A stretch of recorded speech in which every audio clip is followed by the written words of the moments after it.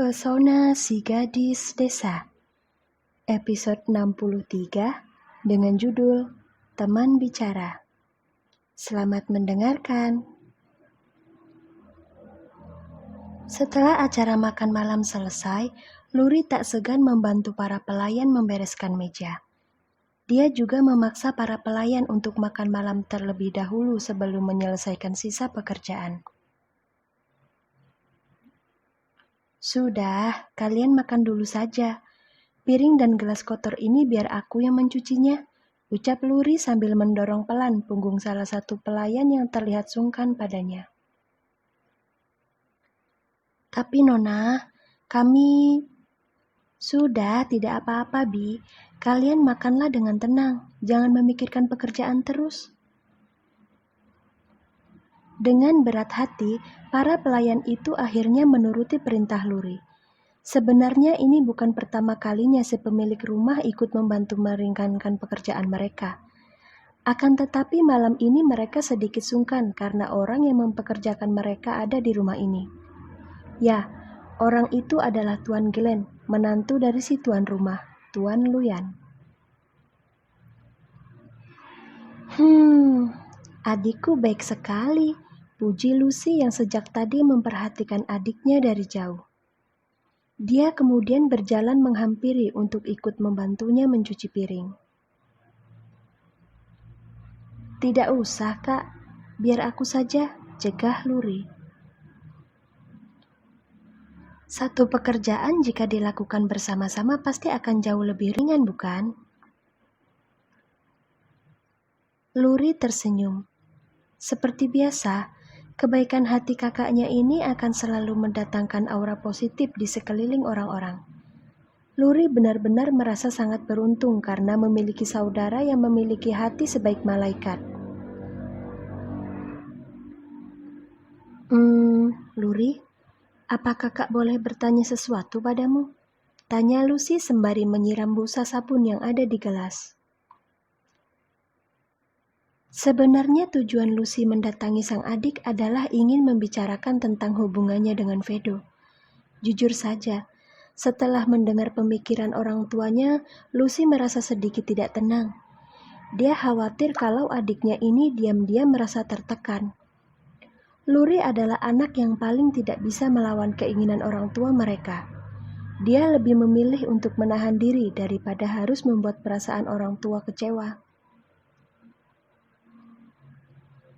Boleh, silakan saja. Emangnya kakak ingin bertanya apa padaku? Jawab Luri santai.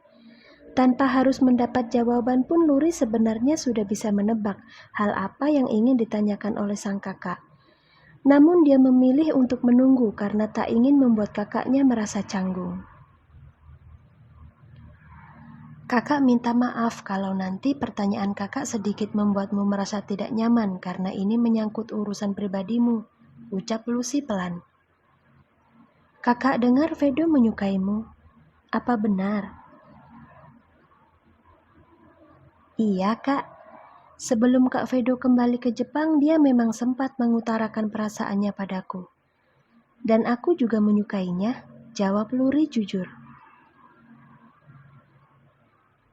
Terdengar helaan nafas panjang setelah Lucy mendengar jawaban Luri. Polos sekali gadis ini. Tanpa perlu dicecar dengan berbagai pertanyaan, Luri malah sudah lebih dulu mengakui perasaannya. Sungguh kasihan jika ayah mereka sampai melarangnya untuk berhubungan dengan ini pasti akan sangat tidak adil bagi adiknya ini. Kak, kakak jangan khawatir. Meskipun kami saling menyukai, aku sudah berkomitmen dengan diriku sendiri kalau aku tidak akan menjalin hubungan lebih dengan Kak Vedo sebelum aku memantaskan diri. Aku sadar seperti apa keluarga kita dan seperti apa keluarganya Kak Vedo. Logikaku masih sangat jernih untuk membuatku sadar kalau hubungan kami akan terhalang kasta. Jadi kakak jangan khawatir ya, ucap Luri sambil tersenyum tenang. Bagaimana mungkin kakak tidak khawatir kalau semua ini tidak cukup adil bagimu, Luri? Kakak tahu kau sedang menahan diri demi menjaga perasaan ayah dan ibu. Kakak juga tahu kalau kau sebenarnya ingin sekali menerima Vedo di dalam hidupmu. Benar kan? Cecar Lucy kian merasa iba akan kepasrahan sang adik.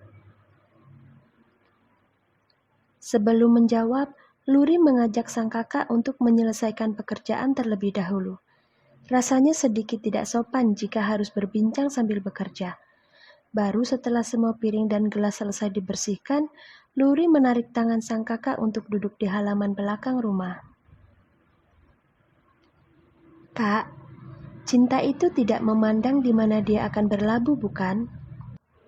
Tanya Luri sambil memandangi langit malam. Untuk pertama kalinya aku jatuh cinta pada seorang pria yang memiliki status tinggi. Dia tampan, kaya raya, sedikit konyol, tapi baik hati. Sebelumnya aku pernah berpikir kalau aku ini seperti pungguk yang merindukan bulan. Aku mengharapkan sesuatu yang sedikit mustahil untuk bisa kumiliki. Akan tetapi perasaan ini setiap detiknya semakin bertambah besar. Rasaku kalah oleh kemustahilan yang ada. Menurut kakak, perasaan seperti ini salah atau tidak?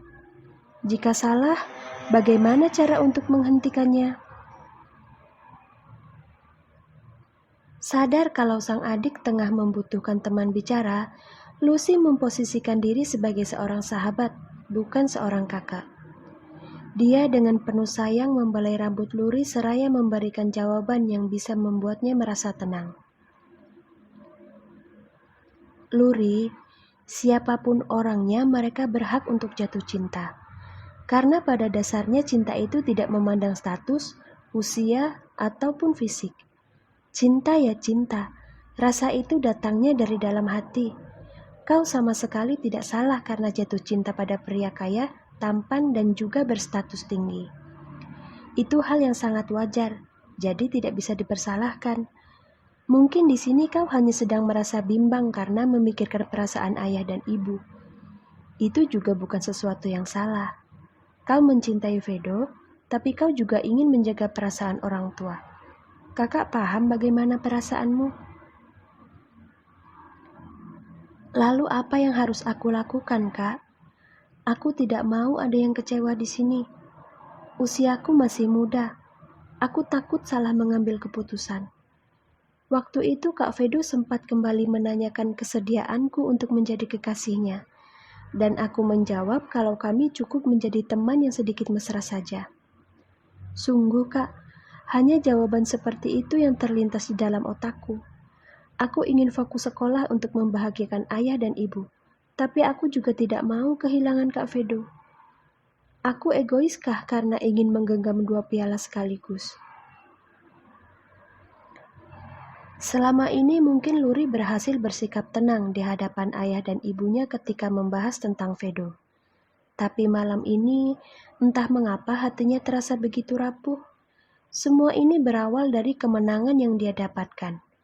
Jika minggu depan dia kembali menang, maka bisa dipastikan kalau dia akan terpisah cukup jauh dari Vedo. Luri ingin hubungan mereka diperjelas, tapi dia tidak tahu harus melakukan apa. Untungnya sang kakak datang kemari dan mengajaknya bicara, jadi dia tidak terjebak oleh perasaan bimbang seorang diri. Ikuti apa yang dikatakan oleh hatimu, Luri. Kalau kau memang ingin menggenggam kedua piala itu, maka kau harus bersikap adil ketika memperjuangkannya. Kau mencintai Vedo, maka beri dia satu kepastian. Sedangkan untuk ayah dan ibu, buktikan pada mereka kalau kau mampu meraih kesuksesan meskipun dalam keadaan tengah menjalin hubungan dengan Vedo. Kakak yakin kau pasti bisa menjadi pemenangnya, ucap Lucy dengan bijak memberikan semangat. Malam ini langit begitu indah. Cahaya bintang nampak berkelap-kelip di atas sana yang mana membuat mata yang memandang akan terbius oleh kecantikannya. Luri, hatinya terasa sangat teduh setelah mendapat masukan dari sang kakak. Cintanya pada Vedo bukanlah sesuatu yang salah. Dia hanya perlu sedikit berjuang untuk meraihnya.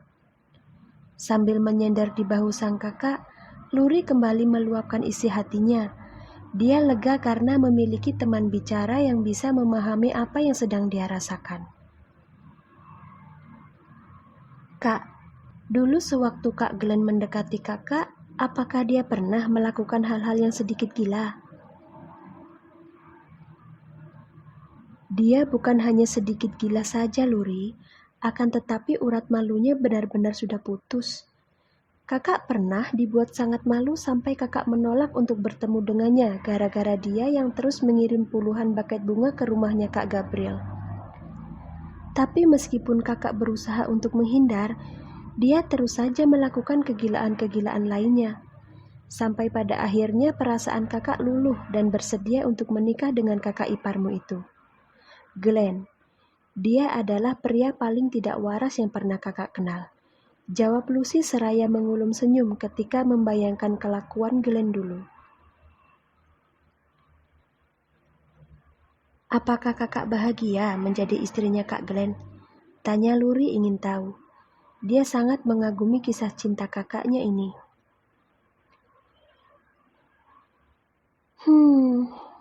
Selain menjadi anaknya ayah dan ibu, kakak rasa menjadi istrinya Glenn adalah hal yang paling membahagiakan di dunia ini. Karena apa? Karena wanita yang beruntung ialah wanita yang bisa menjadi dirinya sendiri di tangan pria yang tepat. Bersama Glenn, kakak tidak harus memakai topeng demi untuk menjaga nama baiknya, karena dia lebih suka kakak yang apa adanya. Suami kakak sangat manis, bukan? Luri menganggukkan kepala. Dia ikut merasa lega karena sekarang sang kakak bisa merasakan kebahagiaannya sendiri setelah bertahun-tahun menjadi penopang keluarga ini. Vedo adalah laki-laki yang paling tepat untukmu, Luri. Kakak yakin itu, ucap Lucy meyakinkan sang adik. Haruskah aku menjawab iya jika seandainya nanti Kak Vedo kembali memintaku untuk menjadi kekasihnya? Tanya Luri sedikit malu. Kau tahu mana yang terbaik untuk hatimu, sayang. Apapun keputusan yang kau ambil, kakak pasti akan selalu mendukungmu. Terima kasih banyak, Kak. Ayah benar kalau kakak adalah matahari yang selalu memberi sinar dari setiap masalah yang ada.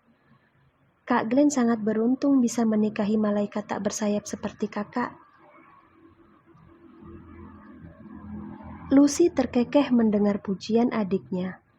Dia kemudian kembali mengajaknya berbincang tentang kegiatan di sekolah. Tak lupa juga dia menceritakan tentang aktivitasnya di kampus bersama dengan Elea.